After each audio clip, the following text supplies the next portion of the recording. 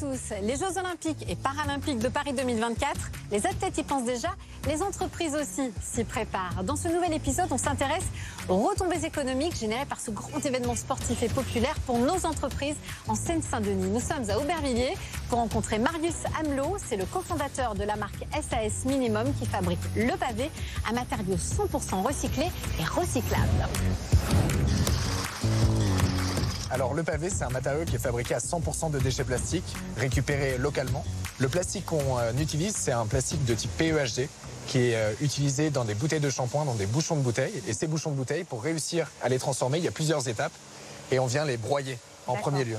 Une fois que la matière elle est broyée, on la dispose dans ces gros silos mélangeurs et ça fonctionne exactement comme une recette de cuisine. On vient faire les aspects de nos panneaux qui vont ensuite passer dans les machines brevetées qu'on a développées ici dans cette usine d'Aubervilliers pour proposer le pavé, qui est un matériau qui est fabriqué à 100% de déchets plastiques, recyclés, recyclables, sans ajout de résine.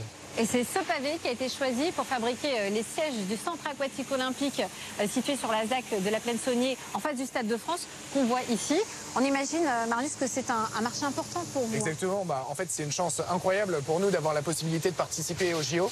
On a démarré le projet il y a 3 ans. Il y a 3 ans, on était 3, aujourd'hui on est 30. On est en pleine progression et on a débuté la production la semaine dernière de ces sièges.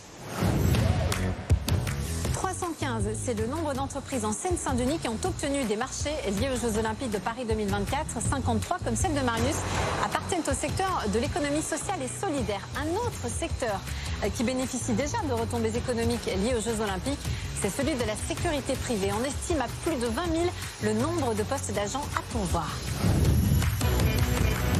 Vous êtes le directeur associé de Première Ligne Sécurité, une société qui est basée ici à Saint-Denis depuis presque 30 ans.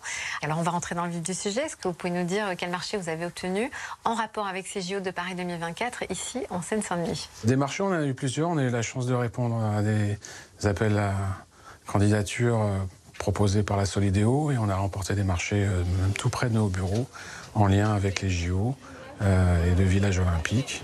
Donc depuis 2020, le village des athlètes. Le village des athlètes, ça nous a permis de créer des emplois pérennes, CDI, et on espère les prolonger le plus longtemps possible au-delà de 2024. Donc vous pouvez dire que ces JO de Paris 2024, c'est positif, c'est bénéfique pour votre société ici en Seine-Saint-Denis? Pour toutes les sociétés et pour nous en particulier, on y attache beaucoup d'importance et on l'attend depuis très longtemps. Parlons à présent de la Fabrique des Jeux, une plateforme d'échange et de construction mise en place par le département de la Seine-Saint-Denis pour que les Jeux de Paris 2024 soient les Jeux de toutes et tous.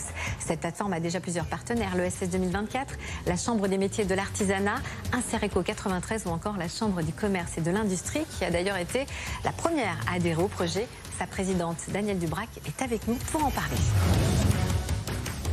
La Fabrique des Jeux, pour nous, c'est très important parce que c'est une entité originale où il y a une synergie collective dont le but est de faire bénéficier nos entreprises du territoire des opportunités du marché des Jeux Olympiques et Paralympiques 2024. Donc les entreprises, toutes les retombées économiques, l'aspect du tourisme, l'aspect de la culture et puis bien sûr l'aspect lié au marché que représente Solidéo et le COJO, donc Paris 2024. Alors les entreprises, vous en parlez, elles ont adhéré au projet, elles étaient nombreuses à participer aux ateliers? On a organisé beaucoup d'ateliers, tout simplement parce qu'il faut savoir répondre à des marchés publics. Donc comment est-ce qu'on peut présenter son offre? Donc il y a eu une quinzaine d'ateliers thématiques avec plus de 100 entreprises qui ont été formées et puis des entreprises qui ont été référencées aussi et suivies justement pour qu'elles puissent rencontrer Paris 2024 avec des ateliers individuels, des appuis collectifs. Tout ça, le but du jeu, c'est de créer une valeur ajoutée pour bénéficier de ces retombées et puis bien sûr créer de l'emploi au niveau du territoire. La cause commune, c'est le territoire. D'après les estimations, les Jeux de Paris 2024 mobiliseront près de 150 000 emplois. Et avec 80% d'investissement, la Seine-Saint-Denis est le territoire le plus concerné par les retombées économiques liées aux Jeux, ce qui représente, vous l'avez vu, de nombreuses opportunités pour les entreprises locales. Vous retrouverez toutes ces informations sur le site du département seine-saint-denis.fr. Et moi, je vous dis à bientôt.